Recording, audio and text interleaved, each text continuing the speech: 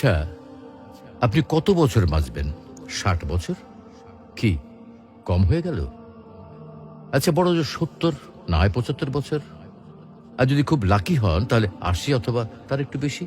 Tick tick করে কিন্তু second সময় চলে যাচ্ছে, আর টুক করে হাতে জমে থাকা সব সেকেন্ড শেষ হয়ে যাবে একদিন। একজন মানুষের কাছে যখন কয়েকশো কোটি টাকা থাকে তখন তাকে টাকার বিলাসিতা মানায়। যার কাছে কয়েকশো টাকা আছে তাকে কিন্তু টাকার বিলাসিতা মানায় না।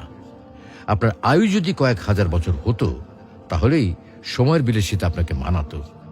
এত অল্প আয়ুতে মন খারাপ, কষ্ট, পচা ব্যাপার স্যাপারগুলোতে সময় নষ্ট সুযোগ কই? তার চেয়ে বরং ফ্যামিলিকে সময় দিন, ভালো বই পড়ুন, টুক করে বেরিয়ে আসুন চমৎকার কোনো জায়গা থেকে। রাত জেগে আকাশ দেখুন, ভোরের সূর্যোদয় দেখুন, সন্ধ্যায় পাখিরা কিভাবে ঘরে ফেরে সেটা দেখুন, নদীর ঢেউ অনুভব করুন। একটু ভাবুন, আজকের এই দিনটা যদি আপনার অথবা আমার শেষ দিন হয় তাহলে আপনার আমার পরিবারের কালকে কি হবে?